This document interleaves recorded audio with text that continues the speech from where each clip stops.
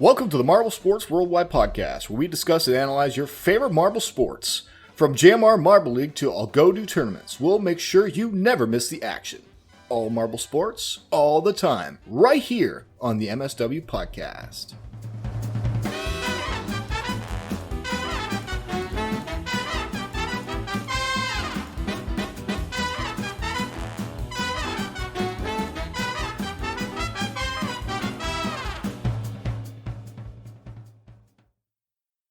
Hello, everybody, and welcome! By the way, there is no host curse. Greg, please stop. It's like every episode now. It's like a crutch. Come on, Greg. You're better than that. My name is Brendan, Marble Sports Worldwide Podcast. I don't know if I said all those things. Come on, Greg. And I'm Commander Wolf. And yeah, Greg, the host curse is kind of drawn out. It's overdone. Okay, good. Okay, now that you tried to copy that. So, that's going to come up today, by the way. Because, man, it's becoming, like very annoying now, to be honest with you. Like, vastly annoying to hear him bring that up every time. Like, it was, like, okay. Obviously, we disproved that on the show, and we can disprove it if there's a new set of people who are holding to it. We've disproved that that's a thing. But it was okay if he brought it up every few episodes, because it was like, all right, he's just trying to increase the drama. But now it's like every time. Right, Every time. I go back in season 3, I'm sure it's like, I think it's like at least like 8 of the 10 races. He has made a big deal about this host curse and about it being continually proven wrong over and over. But every other time he's like, oh, it's finally proven wrong. I'm like, that's been the whole season. What are you talking about, Greg? What do you mean? Exactly. And even Waff's using the incredulous voice now. So you know it's silly. He doesn't really use that voice. Has his mind been wiped? Well, has his mind been wiped? And like every time the race happens? Every week he's like, man, I completely forget what's going on. Man, I wonder if the host of this race can do good. Oh, it might be a curse. I don't know. Maybe he can only remember back to... Well, I mean, remember back to what? I mean, the only time that the host curse even made any sense was the one time with the Oceanics, which you could only maybe talk about it in that regard. But it's not a curse because it's not consistent. Actually, whatever. If you remember, like, I don't know if it was either on Greg's episode or one of the Mel episodes, but we do know that they do give him some notes. So maybe like Dion or Yella is like, hey, say something about the host curse here at the start. Maybe. Yes. Possibly. Anyways, I got this new phone, and I got a new case for this new phone. And if you're looking at the camera feed, I'm going to show it in front of the camera so you can see the case. I'm really happy with the new case, how it came out. It's like this black and gold with this really cool design. I don't know. I really love it. I think I got this custom case. I ordered it from like a site, like Etsy, and it came from Lithuania. So it took like 2 weeks to get in. So I had to be one of those people walking around without the case on my phone. And you're like, you know those people that genuinely don't have a case on their phone, and it's not because they're ordering a custom one to be cool from across the world. It's like, it's really just, it's weird. It's a weird vibe. You're like, do you just not care about your phone? I mean, that's like the subconscious thought that everyone else has. But it just looks weird. It looks like naked without a case on there. So I had to be that guy for a little bit, and like I was always walking around scared that my phone was just gonna break without a case. But again, I'll start again. I just love this case. It's just so cool. It's so me too. The black and the gold, it kind of matches the podcast. It does. And it's just great. Black and gold. I slowly am making all the little like extraneous things in my life black and gold, and it's been working. I just love the color combo. It's a strong color combo. Anyway, moving on. Waff, anything from you before we head to the news? I don't want to belabor this intro. I've just been super tired from working night shifts. I'm halfway through my tech shadowing. I still got 4 more weeks. And like we're gonna have to it's gonna be the back half of the week for the next 4 weeks. So we're gonna have to try and figure out how to record earlier in the week for a while now, and hopefully we can get you some stuff because we're near the end of Marbula 1 here. We can't miss that. Yeah, and then actually, really, really important Marble League is starting soon. Well, we're going to try to get back on Fantasy, which also, of course, takes an hour for us to talk through once we do that, so that's going to be wonderful. So we're going to really try to be cracking these out. Though I will say, schedule transition will be easy once we get into the end of August, because I know we're going back to college, so my schedule will change again, and we'll figure it out. But we'll find that way to be consistent. We'll figure it out. We'll keep the shows coming. We've weathered a lot of weird things during this show. We'll weather more of it. Yeah. All right. I one other thing. I'm gonna try and actually upgrade my recording space from being in my closet to like actually my bedroom. I'm gonna try and sound treat my entire room, because like I've been getting more serious with voice acting recently, and one of the steps of really getting a better sound would be to actually be in something that doesn't sound like you're in a box. So that's one thing. And then that means I can actually record the podcast in a nice sound-treated room that isn't, like, claustrophobic and gets super hot very easily and just makes me uncomfortable sitting here for like an hour and a half. I feel you, man. But hey, we're really excited for that upgrade because it's kind of weird looking at that blanket behind you every time. It really is. It's not very professional. It sounds better. It looks like you're built a little blanket for it, like when we were kids, and you're trying to like hide and like quickly record this podcast before anyone finds out. Like, quick talk about Starry. Starry did good this time. So I don't know. So all that being said, let's get to the news. When we come back from the news, we got a lot. We got Waff's gonna surprise me when we come back to the news. I'm gonna surprise you guys. Not really. I'm just gonna bring up mswpodcast@gmail.com, the most unsurprising part of the show. You can email us. Please email us, mswpodcast@gmail.com. Waff's going to surprise me. Then we're going to hit a couple emails. That's why I brought up the emails that I just said. And then we're going to roll through all the analysis all the thoughts we have on Electron Expressway, which I do have a bunch of odd ones. So it's going to be interesting, for sure. Also, the fact that the Crazy Cat's Eyes are not in first anymore is unfortunate. And they got zero. Did you know they got 0 points? They got 0 points in this past race. That might be the first time that the Crazy Cat's Eyes have put on a legitimate zero. A legitimate zero. I think it's happened before. It might be. I'm not 100% sure, but I mean, that was a legit dead zero. Anyway, let's head to the news, and we'll see you on the other side.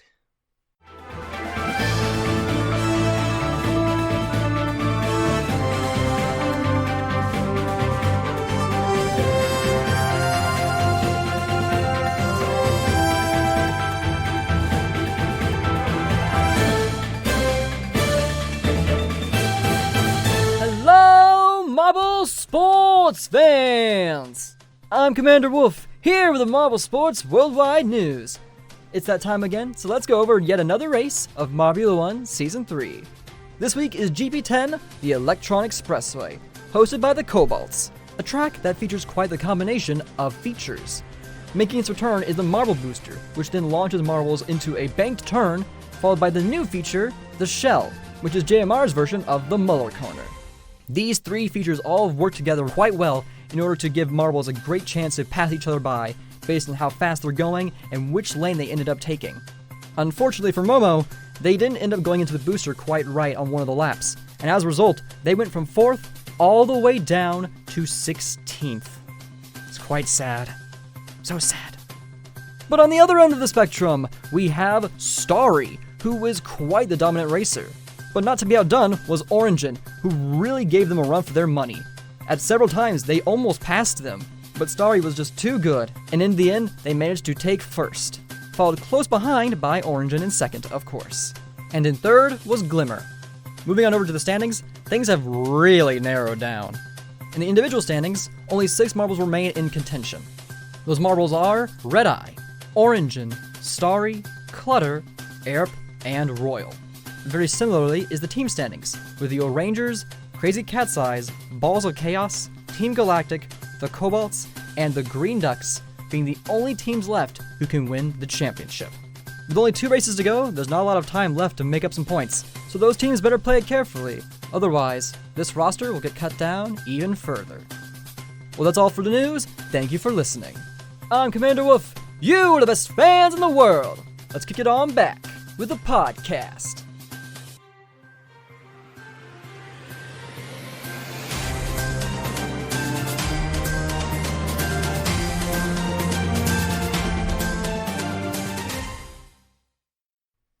The news is over and we are back. Thank you, news anchor mysterious voice, for doing what you do.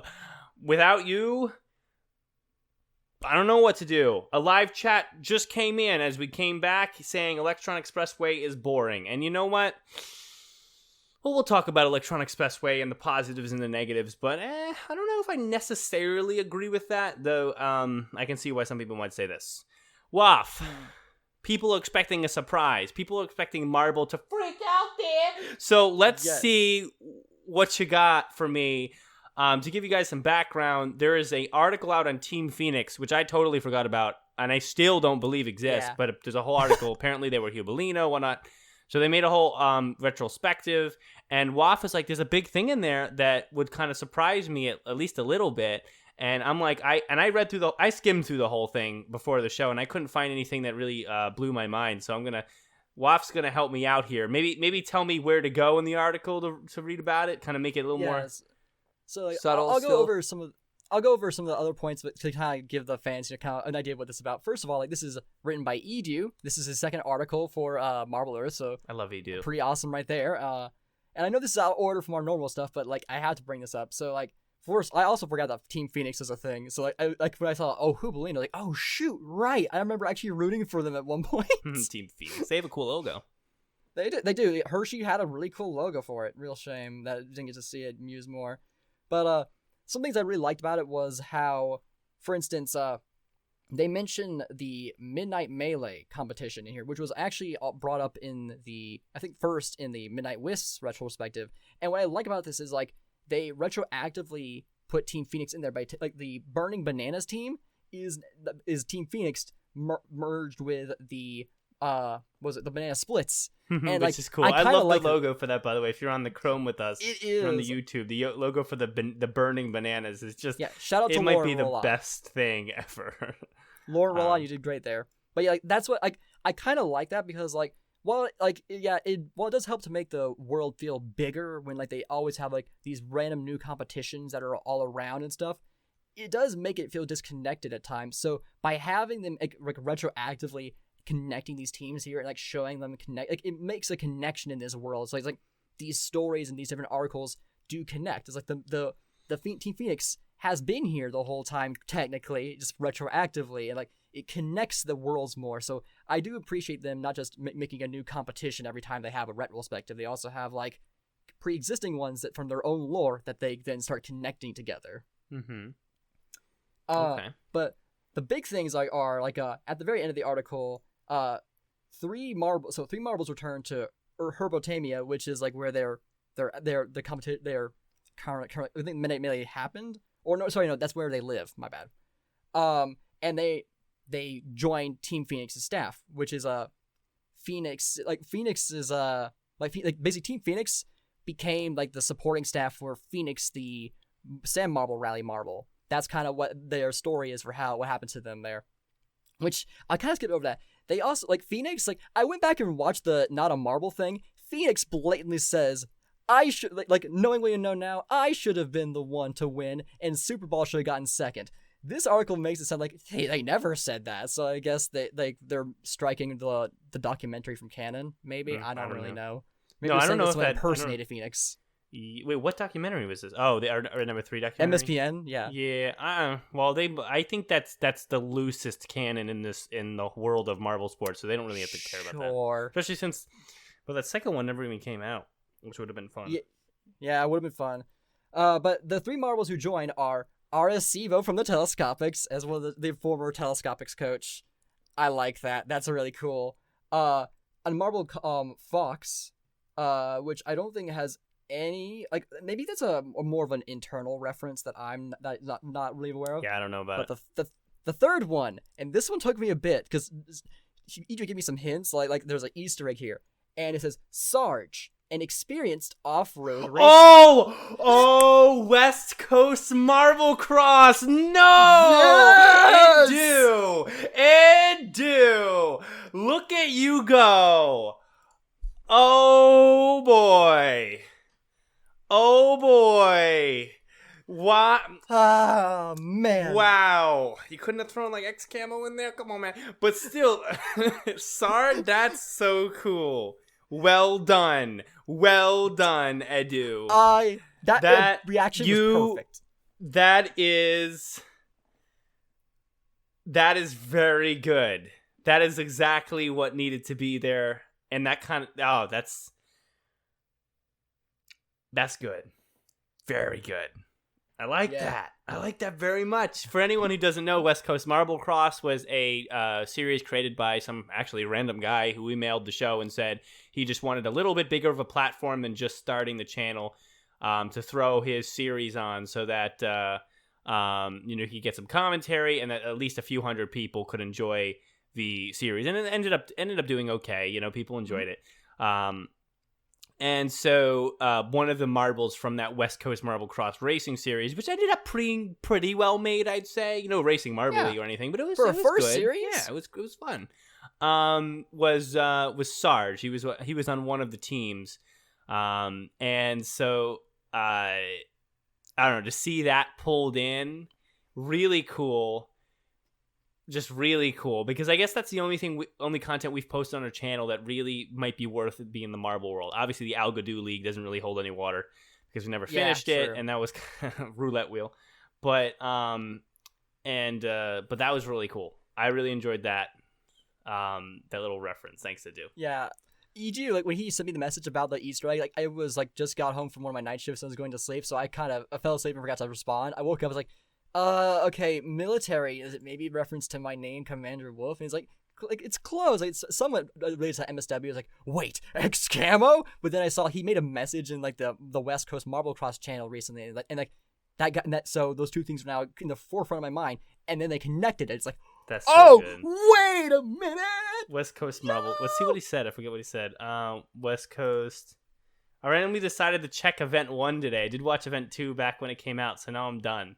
Oh, and that's where he little bit of a hint here. No, that was put on July 19th though, and this came out on July 11th.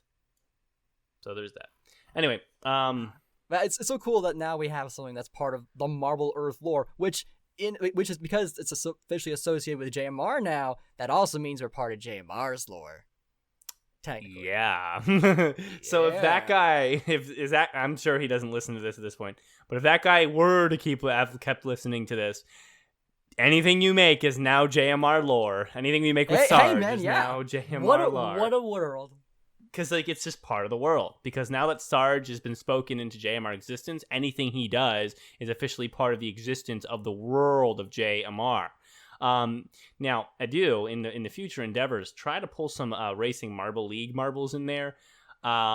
Someone do that, because I want that to be confirmed into that world soon, because it deserves to be. Because come on, Crimson Lady could have beaten Savage Speeder marbles. By far.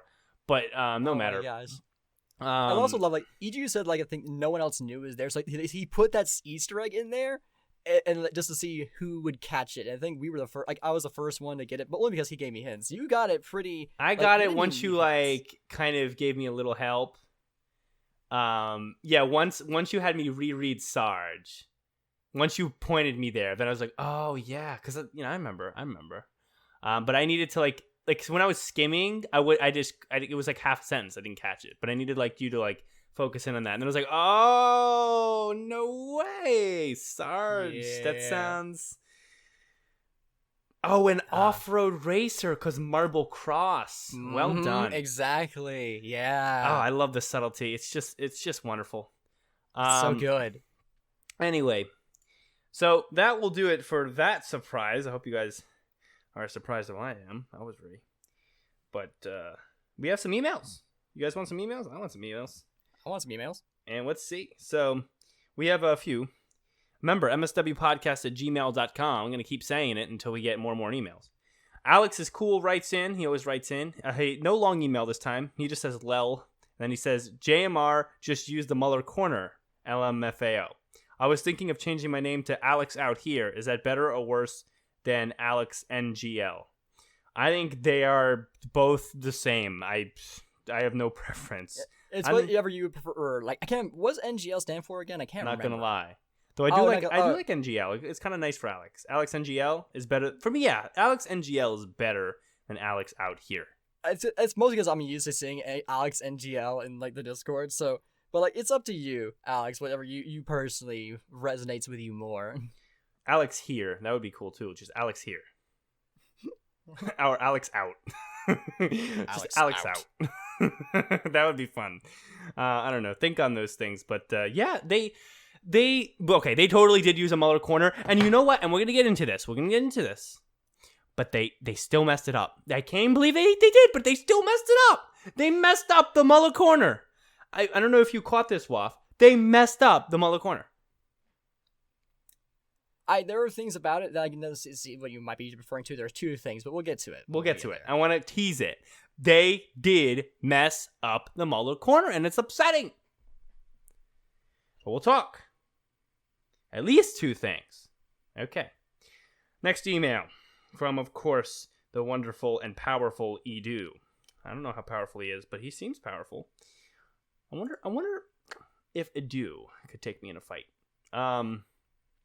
Let's see. Well, I mean, a live chat is rating this. Well, this one guy is rating the track Electron Expressway as 3 out of 10. So we'll get there. That'll be exciting. Let's see what Edu has to say. GP10 track design highlight. Electron Expressway is the most interesting track of the season. Wow, we already got some controversy there. When it comes to design, a technical first sector that gives many opportunities for passing, a second sector which starts with a change of tone, and a third where marbles reach high speeds. How it plays out, my observations. With multiple line choices available and many points, marbles who are more consistent in finding the fastest way come out on top.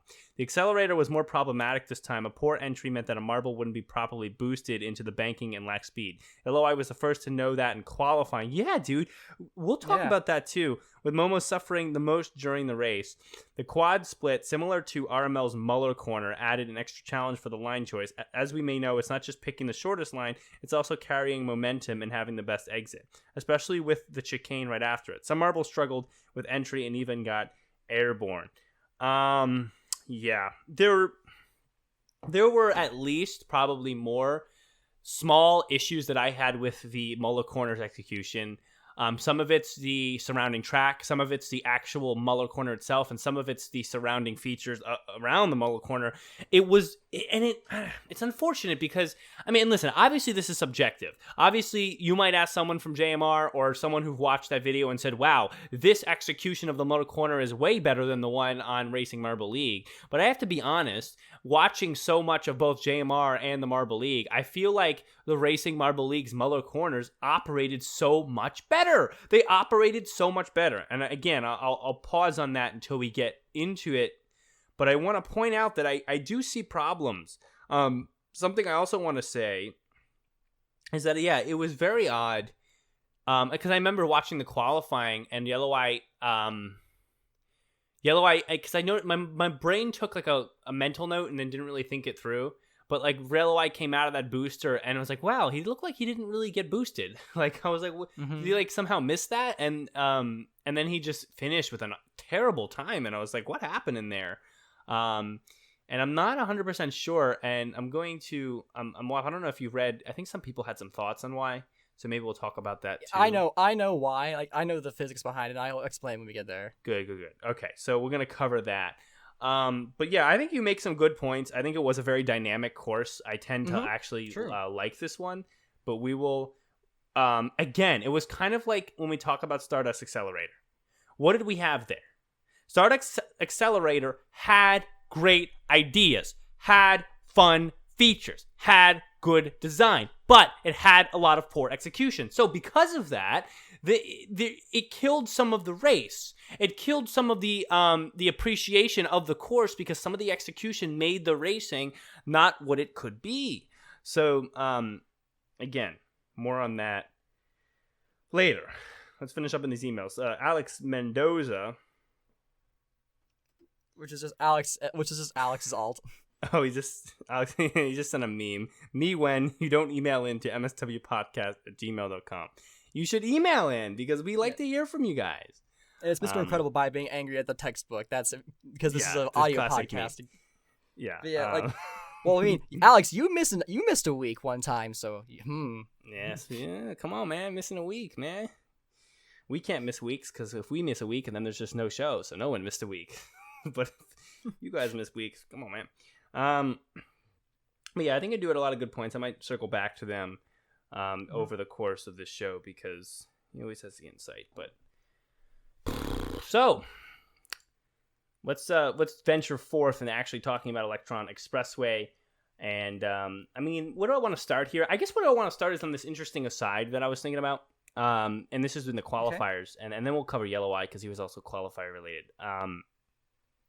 So I was thinking about I think about commentary. I watch and I think a lot about Greg's commentary because I do commentary and I do a lot of it now.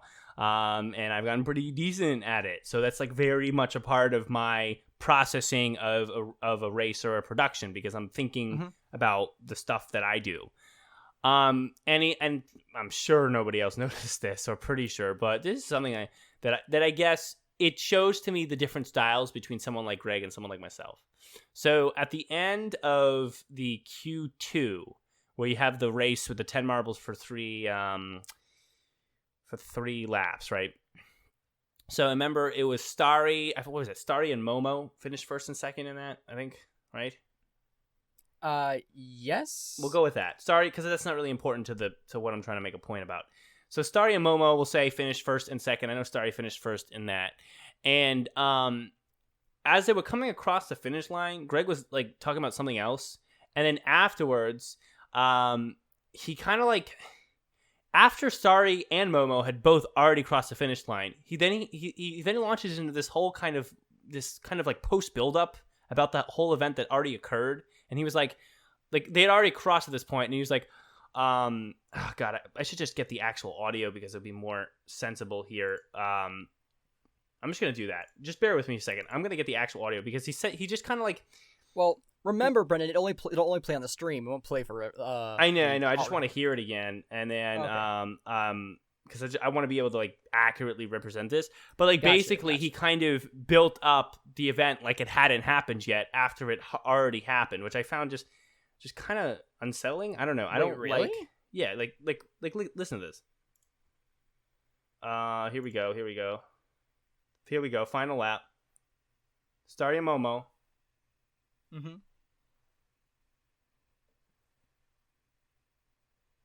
Yeah, he says so after they'd already crossed and like 5 marbles across, he's like, can they do it again across the line? And they will. And the marbles had already crossed. And the way he built that up, like it sounded like did you hear that? I did not, but I'm thinking about it now. Did they must have messed up the timing of some of his audio. No, because all the other audio was on point. So I think that clip might have been that clip might have been out of sync. That wouldn't make any sense based on how you record commentary. I mean, well, it's not when you record; it's when they edited it. Someone must have accidentally copy pasted and accidentally pushed the audio further down and forgot to move it back. Probably. I don't think so, and the only reason I say that is because the flow of the race didn't seem to be lacking any gaps in camera work, and also Greg kind of has a flow to his commentary and he does it in one take, so he just flips it on and does it. So there's not going to be a bunch of little different audio recordings. So I would say no.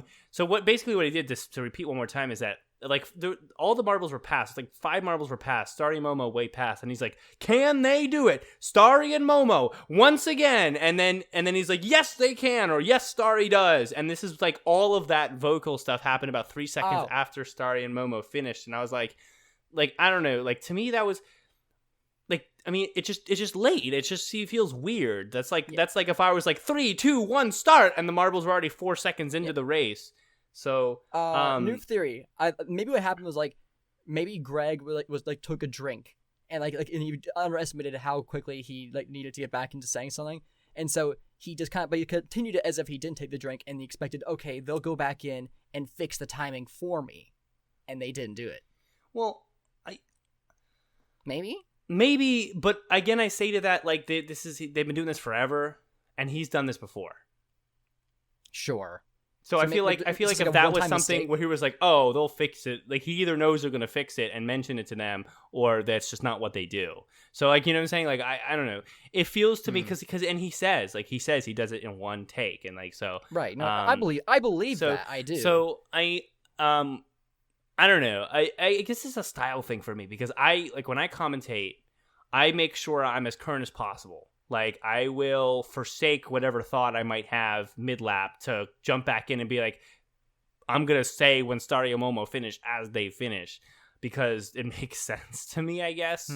Yeah. Which is why, if you listen to my kind of style, it's always a little faster. Like, I'm talking a little faster, because I'm always trying to make sure I'm staying current. I'm going to say things that are actually happening. I'm not going to be late on them.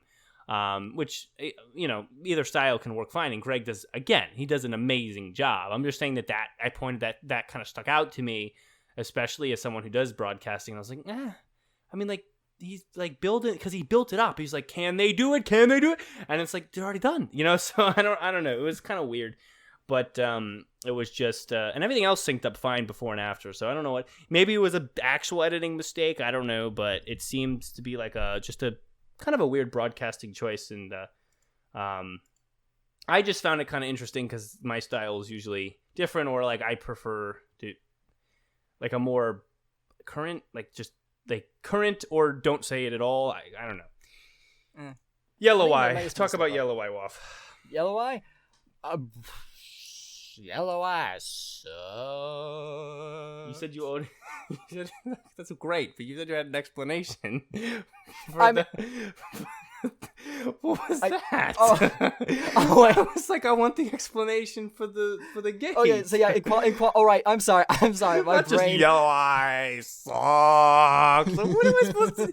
What is anyone gonna do with that? I'm sorry. My bad. Okay. Yeah, in Yellow Eye's to fairness, for Yellow Eye, their qualifier, they got unfairly kind of cheated out because of an error with the booster, and this happened to Momo too in the race.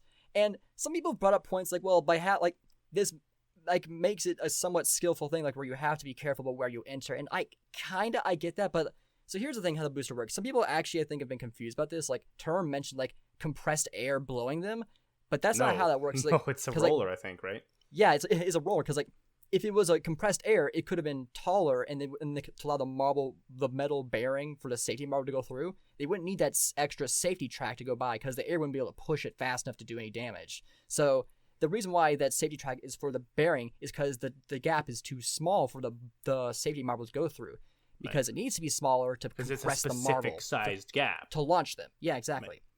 So what's happening here? So I'll explain it, but I'll show a visual as well. So this is like the wall of the actual yeah, I'm just gonna leave the qualifiers on. So I'm gonna leave these qualifiers on, so we just see a bunch of marbles going through it as Waff explains. Yeah. So basically, like, the way the launcher works is like there's the casing, an axle, and then there's a roller on it. And what's happening here, I think the roller is not like actually going into the wall of the casing, so that way every square inch of the outside has a roller exposed. There's like one part, and for the YouTube viewers, you can see like where there is a gap between the roller and the wall of the casing. So the marble would hit that, and even said in a comment, like, yeah, like basically they hit that. So the friction of them hitting the wall and getting squeezed against that took away pretty much all of their boost coming out of it. So you're saying the roller is not flush against that wall of the encasement, so there's it might room be flush for the gap for a lack of compression. It could be flush, but that would be the problem. Is like it's like, because you can get in between that gap of the wall and the roller. The roller, an easy fix, just cut out a hole and make the casing bigger and more hollow, and make the roller bigger so that way it actually goes into the casing. So that way every single part in that open section has the roller exposed, so that way they can actually touch it at every single point. It's a very simple fix, not hard at all to do. I'm pretty sure that I wouldn't bet even Fubeca's roller is probably designed that way. If it's not, like, it's a very simple way to do it. Like, just make the roller bigger, have a hole in there. That way every bit of it is exposed, so then it can launch them. Yeah. Okay. Yeah, that makes sense. Thanks for that explanation. That's probably what happened. You get caught in the side, and if things aren't, If the roller's not progressed all the way to the side, then it's just going to leave this weird gap, and then the marble's not going to get that same compression needed that it would be in the middle. So that kind of is unfortunate. But again, just shows. I don't know. Test that. I don't know why they don't test this stuff, because like Fubeca hasn't had that problem, and he's Fubeca. Racing Marble League never had a problem with that. Well, I guess the marble booster kind of works a little differently, but you know what I'm saying. Like, never did a marble fall back down the marble booster because it did not get enough speed. Never in one single race did that occur over 3 seasons of Racing Marble League, plus a B League, plus an elite race. Never, not even a single time. Is that clear? That's a lot of time for someone who just started marble sports making to make a single mistake and did not make one. And it is a much more complicated booster. It's going vertical. This one's just straight, just speeding up the marble. It's like hitting the boost pad in Mario Kart. Should be tested at least so that those simple things don't happen. Yellow Eye could have had a different result. Yeah. It's Yellow Eye. That's true. Yellow Eye gets a good time in qualifiers. He's probably not going anywhere for the duration of the race.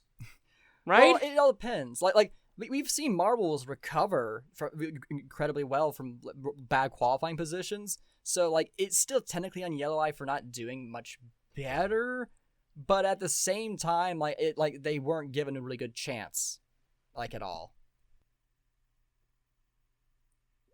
I don't know. It is what it is. I believe there's an interruption, so I'll just keep on talking. No, I'm back. Sorry, a very brief interruption. Yeah, sweet. So we my have to cut sister it out. came in, and I was like, "Listen, I'm doing the show," and she's like, "This happens every week, basically." Just, people don't understand the seriousness of marble-related discussion, right? They don't get right. it. I know it's so important. Yeah, talking about marbles. If we don't talk about these marbles in the show, then what we're doing is we're creating a lesser quality life on this planet. The quality of life is only greater every time we do the show. It can't go down. It can't go down. So if we don't do the show, quality life drops for that week. Yeah. Interruptions on the show, your quality of life has dropped because of that interruption, and now we're spending this time on it. Quality of life has gone down. MSWpodcast@gmail.com. This is a great transition to any conversation. So smooth. I use. It's so fun to say that. I do want to bring up, so you mentioned Mario Kart, and Iju brought this up to me at the beginning of this, before the episode started, and the track looked familiar to me when I looked at it, and sure enough, it's Rainbow Road from GBA. What? The rack's design, the track's design, really is apparently Rainbow. And looking at comparing the two, it is Rainbow Road from Mario Kart GBA. Now I'm a little upset that I didn't catch that. No, GBA, so not the SNES, the one with the song that goes boom boom boom boom boom boom boom boom boom.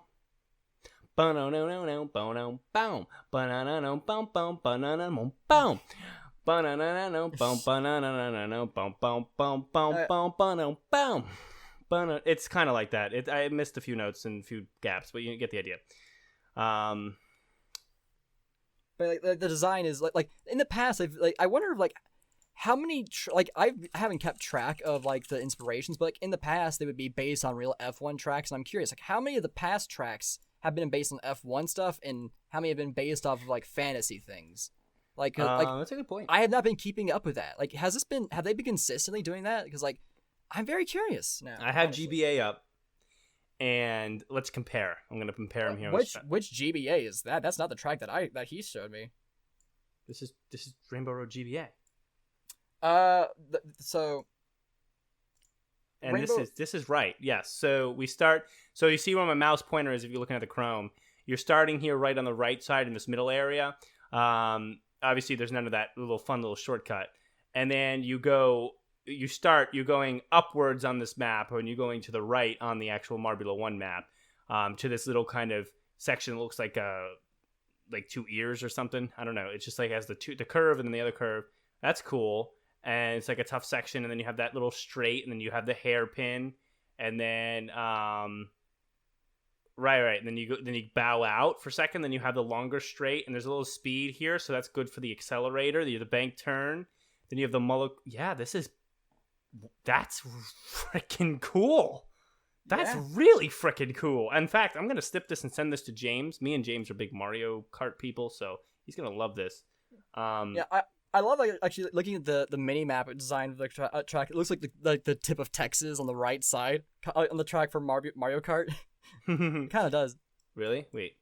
Yeah, like the where El Paso is, like the right hand side of Texas, or left hand looking at the map. So like if it's kind of weird, it's kind of funny. Mario Kart, man. I'm gonna put Mario Bula 1 as naming this file. Oh my gosh! Which I didn't have to. Yeah, that's interesting. I guess maybe write in, or like maybe after the show, someone can tell me like what were the previous tracks inspirations. If you guys know, been keeping up. If you guys know, like send us those because those are really cool. But we don't. I mean, it's hard to catch them if someone doesn't point it out. You know what I'm saying? Because like I never would have looked at this and like picked GBA. You know, it's like because it's hard to really just remember that. But that's really awesome. I love that they're doing that. That makes this course actually go up a point for me. EG just told us Minty Mania was actually designed based off of a fan design for the track, so that's cool. They're actually like taking a fan's design and putting it into the world. That's really awesome. Yeah, I know. Yeah, that's a good way to keep engagement high. We need to know more about that stuff. That kind of makes my opinion higher of JMR, and you know their decisions. So. Let's talk about this course now that we're into it. I think that this course is good, but there's a few problems that I have. I guess you can call the problem with the booster like a real problem, and I guess that needs to be focused on. But it's not the we have a zoom in here on the booster. Yeah, I forgot about that. So let me see if we can get something useful here. It's hard to see under this to see. I don't know. It looks like there's some plastic sticking out on either side that might have hit yellow eye. Yeah, it definitely is a roller. Because you know what I think happened now that I'm looking at it? I'm thinking what happened is not necessarily that yellow eye didn't get compressed and sped up, but maybe what happened was yellow eye hit some of the plastic on the side there and went from whatever speed he was at to a lower to no speed, and then hit the booster. Made a comment that said exactly that. Yeah. Yeah. So basically, the booster did its job, but he was slowed down to a speed of 0 before it hit the booster. So it didn't. Velocities are additive not really, but in this case, they are additive. So basically, if the marble enters faster, the constant speed of the booster is just going to add that velocity on. So it's not going to, if yellow eye is slow to enter because he stopped right before he enters, he's going to leave slower, even though the booster's spinning at the same speed. So I mean, that might have been why that didn't work out. I would lean more that way. Either or. Yeah, I don't know. Whatever happened, there needs some fixing. But let's talk about the Muller corner, because that's the big thing here. The course itself is cool. I liked the turns. Obviously, it's GBA Ramble Road, so that makes any other choice on the course actually pretty awesome to make it look like that. I mean, I like how it started. I like the turns at the beginning, more a technical section, as Greg called it. I like how it had a couple longer straights. I like that one kind of divider in the middle. Again, marbles seem to slip over that divider all the time, but it is what it is. That's just what happens. I like the accelerator. I think it's well used. I love the 90-degree bank turn after the accelerator. Yes. That makes the use of the accelerator actually fun and important and well done. So JMR, extra point for that. But where we take points away is at the Muller corner. Like, and there are things I love about it though. We'll talk about it, but I want to identify 3 things I don't like about that. Okay. 3 things I don't like about the Muller corner is the execution, number 1, of the Muller corner, the lack of understanding, number 2, of a Muller corner, and the exit, number 3, of the Muller corner. So we'll kind of I couldn't think of a E word for lack of understanding, but so I couldn't do all 3 E's. But those are 3 problems I had with the Muller corner. So we'll kind of break them down that way so you guys can see the 3 different facets of this. But I will say this. The entrance into the Muller corner made a lot of sense. We'll start there. So that will be a positive. I mean, you have the banked hairpin and you come down a long straight, then you hit the Muller corner 90 degrees. Wonderful. That was great, actually. That was actually well done. But here till we get to the execution of the actual Muller corner, the space in the Muller corner. I'll pause here. Hopefully they'll continue to show on the stream. But if you see here, what I really hate about this execution is that they put the checkered white and red thing on the edge again. And I don't for the life of me understand why they did that. The reason I don't like that is because so many marbles, I think we'll literally pause at a frame where this is true. I think there's a blue marble there. So many marbles just went on top of the divider thing, the checkered thing, which kind of defeats the purpose of having that there. It kind of, to me, it takes away from the possibilities that could have been had in this Muller corner. So, I mean, that execution to me is just bad, because what you do there is you take all this extra track away.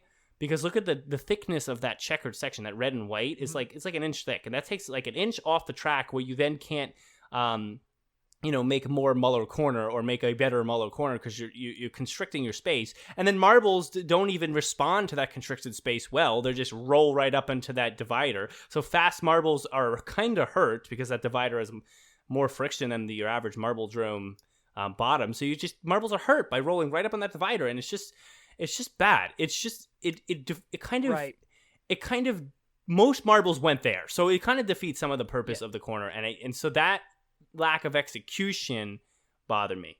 Well, if you want to add to that. The divider, it's there always to keep them from hitting those red connectors on the turn, so they don't lose momentum.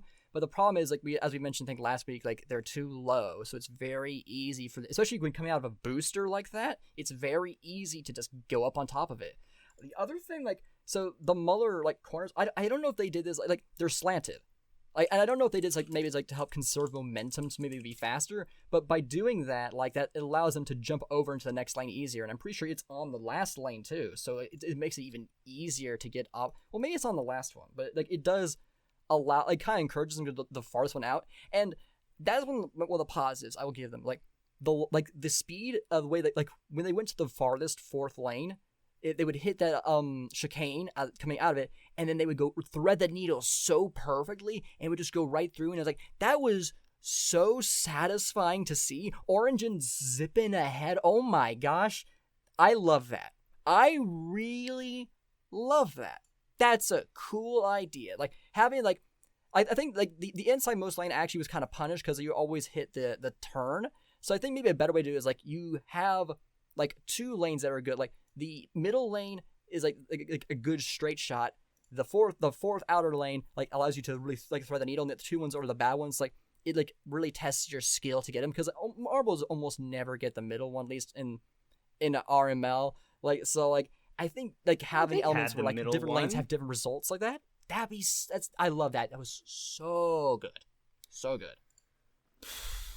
I mildly agree, but also mildly disagree with that, but they'll kind of become more understood when I go through these last 2 points. Okay, so, but I can see what you're saying, and I liked that. I loved the feeling when I saw Origin go outside and then come directly through and not bump off any of the chicanes. That was fun. Here's the thing. So I talked about execution. I don't like the stripe. The next topic, lack of understanding. I think there's a lack of understanding of a Muller corner here. And again, I don't know if they even saw Racing Marble League do it before they kind of implemented it in their own thing, or just kind of actually came up with this on their own.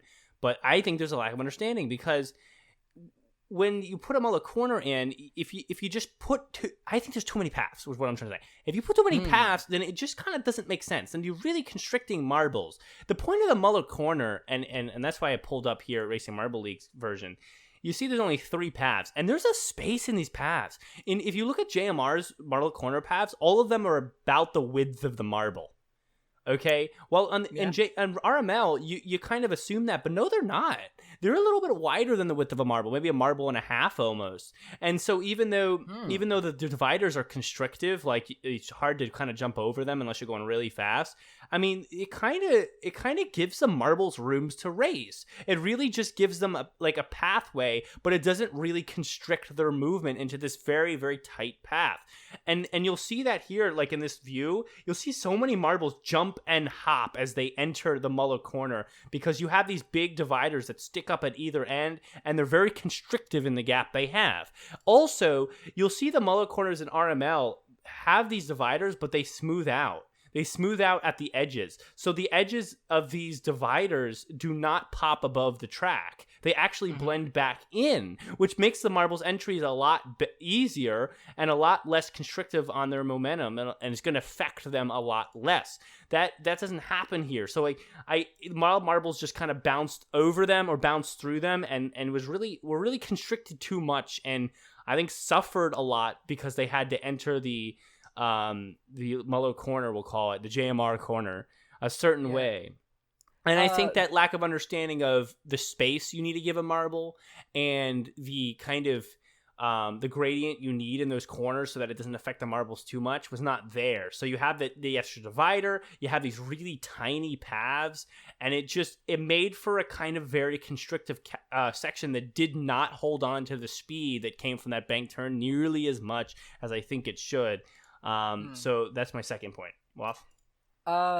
I will say, like, looking at back at that really close shot, it did look like some of the lanes were not as wide as the fourth lane, so I think they definitely could have done a better job constructing it to make it the fourth lane is better. A little wider, I think, yeah. But, like, to answer why it's 4, Greg, that's his name. Greg said at one point, like, going into the shell, and immediately clicked for me.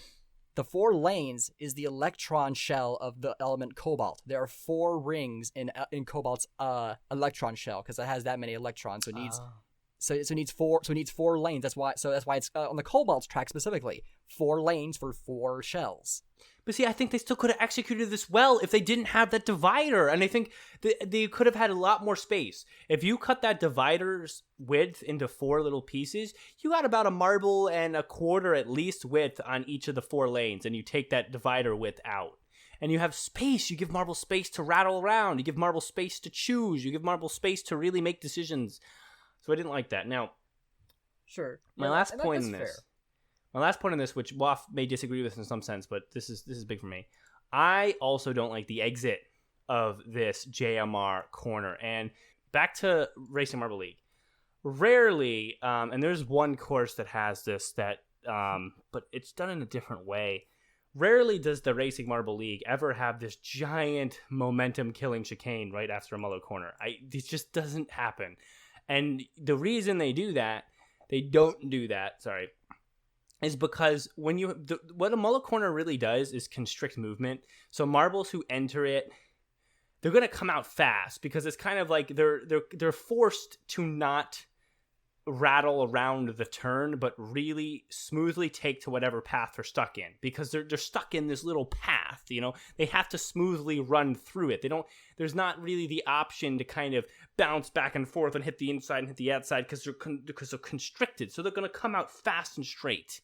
So if you immediately kill that with a chicane, I know it was fun to watch marbles who were able to figure out how to thread that needle. To me, it just kills the experience of the Muller corner. I tend to not like that.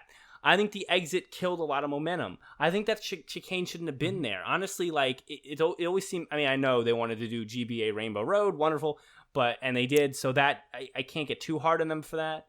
And so the chicane is there in that track. But I'm saying, like, to me, it just... If it was straightened out, it would be... Pretty accurately. A lot more fun to see the racing that happens between marbles, the passing that happens between marbles down that back straight. When marbles come out at different speeds out the Muller corner. Yeah, like that. By the way, that like the double 90. By the way, we've definitely seen that specific shape of that turn in another track before. I remember seeing marbles thread the needle on other tracks before. So they have, like, I don't know where that was from, but like they've reused it multiple times. This is not the first time. Yeah, but I don't know. I just think in this particular case it doesn't work. So I don't. Yeah. So I still liked the actual aspect that some marbles were able to thread the needle and make crazy passes like Origin, but I don't know. I think I think it could have been better executed. Everything else on the track is good. I love the GBI idea too. So I mean that's great. Rainbow Road, can't go wrong. But so I'll throw my rating out here at the end of this. And for me, it's God, I mean, I like it. I think I'll give it an 8 out of 10. 2-point dock because I don't like Muller corner execution, but everything else for me is pretty good. Pretty good, honestly. I will like the subtle element of the Muller corner being an electron shell. I don't actually remember if you can see like that cool cobalt structure in the near the track. So like it still loses some points for aesthetic. Yeah, it doesn't have a big aesthetic. Yeah, but like they could even just made the grass blue or something. Yeah. But regardless, the racing was fun to watch. I gotta remove my bias as a Momo fan. We'll talk about Momo. Like Momo got hurt so bad by the same issue that Yellow Eye had. My word. Oh, I hate from 4th place to 16th. My word. Momo can't win the championship anymore. Well, most marbles can't win the championship anymore. I know, but Momo might. But with Momo being near the top, they could have still been in contention if they had continued to get points. You know, Yellow Eye's out of contention too now. Yeah. Mm-hmm. So yep, a lot of marbles that should be aren't. Speedy's out of contention. Well, Momo was already out in individual. I meant more like Team Momo in like the overall standings. No, that's a good point. Yeah, Team Momo. Yeah, it's crazy. It is crazy. Cat's Eyes are still in it. I think the Cat's Eyes are going to win. I do. I really do. I really believe the Cat's Eyes are going to win. Mm-hmm. I don't think the O'Rangers have it in them to beat the Cat's Eyes. I just don't. I really want to see the Balls of Chaos do. Just like it'd be such a great redemption story. Interesting enough, by the way, I noticed this when I was recording the news. The individual and team standings are almost identical in terms of what marbles from the teams, aside from the Green Ducks and Team Primary. Primary can still have an individual victory, but not a team one. Right, exactly. Cool. Yeah, which, I mean, makes sense. Obviously, the teams who are doing best as a team are going to have the most chance to get individual victories because they've been doing good as teams. I don't know. So talk about Momo. Talk about what you saw there with Momo. I didn't see anything too crazily awesome in the race, like specific marble motions, but I want to hear what you have to say about Momo. I want to, Term literally just points, he sent the Cobalt's M1 poster, and it has that 4-lane split. They actually made that canon. I love that. That's a great reference. If they did that on purpose, job well done. I like that. Okay. Yeah, that's good then. I would agree. I that's a fun. I didn't give a rating by the track, by the way. I with how much lore and like there's a lot of thought into this. There really is. So good. I'll give it a 7. I'll give it a 7 out of 10. All right, I'll give it that. But yeah, with the whole Momo thing, like they were doing pretty good. I think I remember them like really gaining some. Like they would lose some spots, but like they were pretty aggressive too. Not the same level as Speedy from last race, but like still pretty aggressive. Like really trying to fight to keep their top spot. And if it wasn't for the booster, they would have kept it. This kind of turned into a race like some of the past ones. Like Marvel's in the lead now it's all the way over. But like we kind of see a trend where like that gap then starts getting shrunk down more and more each time. And like this time, Origin had several times where they almost actually took it from Starry, which made the race interesting again. And like the gap at the end was like 1 second. So like it's better than some of the past races in terms of like, leading Marvel just takes the victory. But like, I don't know. Like it had those moments like the threading the needle. Those are the best moments. But admittedly, I don't know what they can do about that. Like, what can JMR do to stop that from happening? Because like, was this really I don't think this is really a problem until season 2 with Red Eye. I think. You mean like the leading Marvel just? Yeah. Here's the thing. And this is another thing that Racing Marble League does so well. I love Racing Marble League. The way to listen, obviously some marbles are faster than others. We know that. But no marble's that faster than others. And no marble wins every race. Mm-hmm. The way that you ensure that it's not just the marble who's leading after the first lap is leading after the 14th, or make it at least a battle, is how you design the track. It's it. How you design the track. I mean, there have been RML races where that did happen too. I think I only remember it's rare. 2 races. It's rare. It's surprising in RML, not surprising in JMR. Surprising in JMR when it's close, as we just mentioned. Mm. And, I mean, what RML does now, RML has this wonderful, I mean, I don't want to call it a crutch because I think it's a really wonderful feature, but the crutch that they have to issure balanced races is this Muller corner.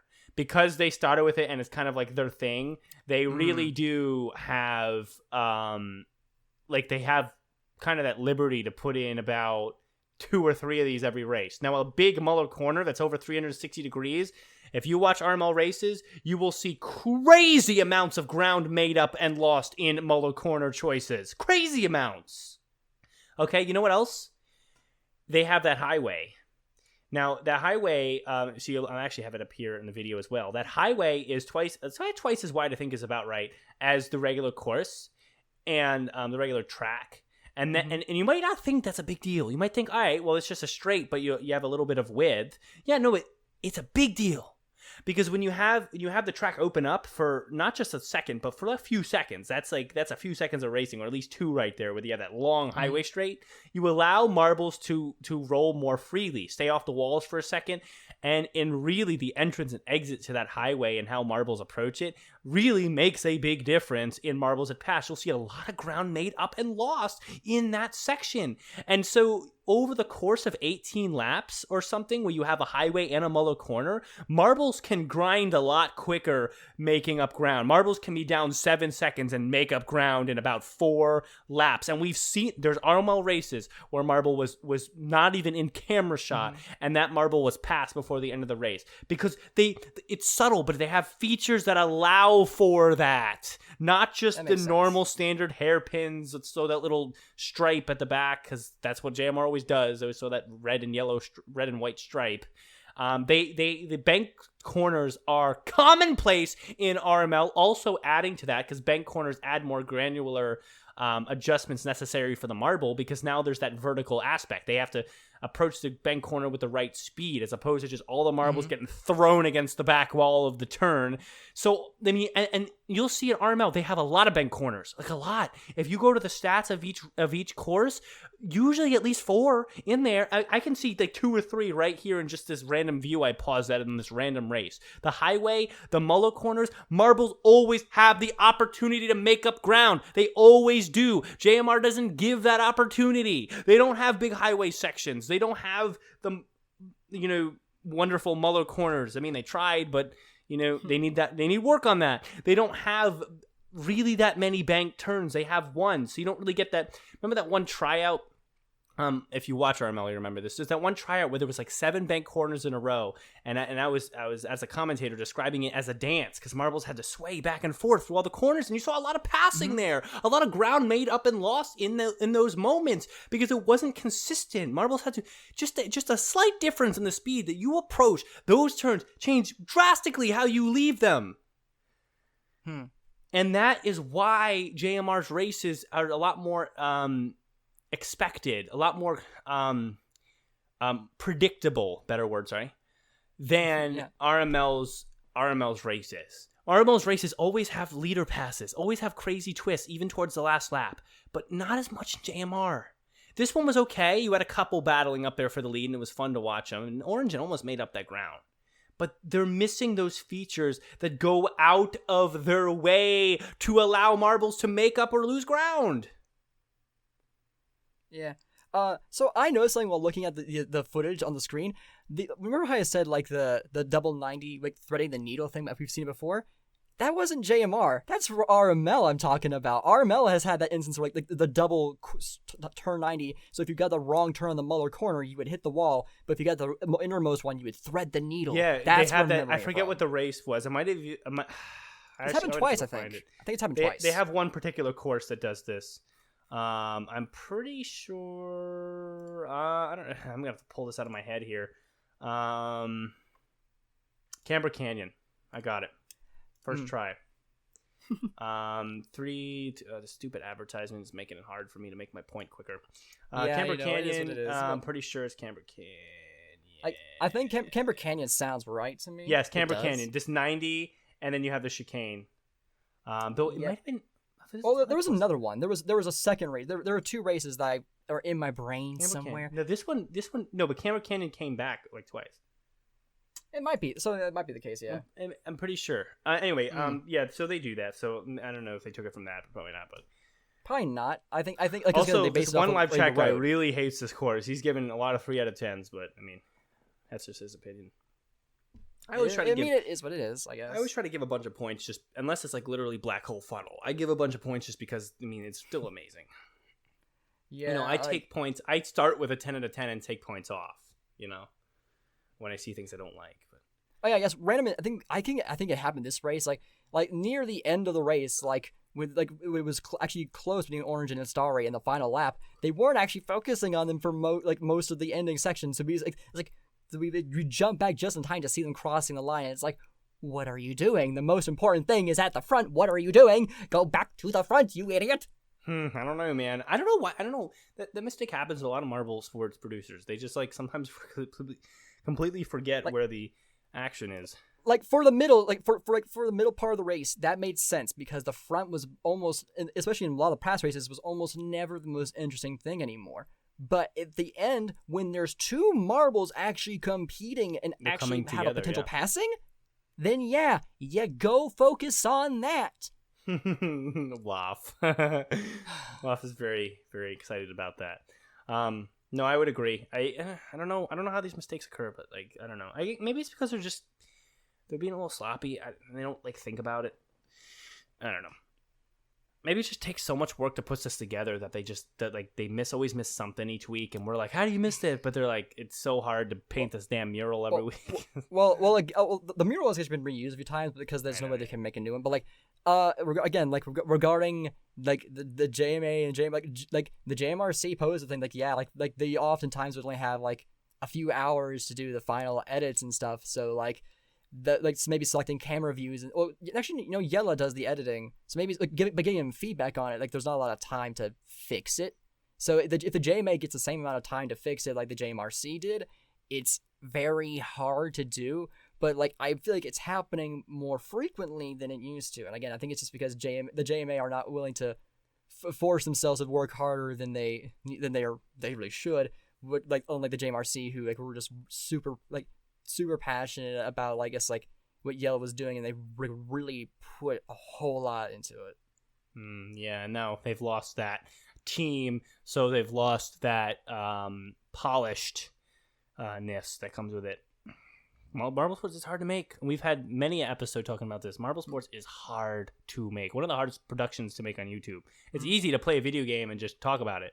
Yeah, it's hard to make Marble Sports. Oh, and also, I think the other point, so the JMRC generally was adults. Usually, sometimes there were a few minors, beta wolves and stuff.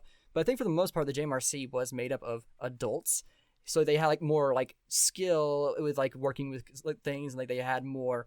They could your brain matures, obviously. So you're able to process and understand things and do things easier when you're older, usually, than when you're younger.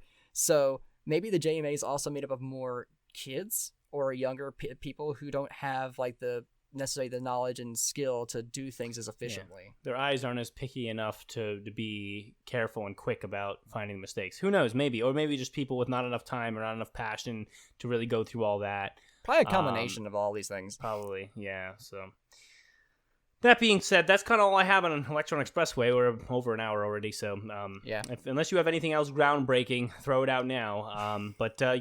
Crazy Cat's Eyes O-Rangers, even Balls of Chaos still in it. It's going to be a fun last couple of races. I personally definitely go Crazy Cat's Eyes. They're going to win. They're going to win. It's not a runaway victory this time.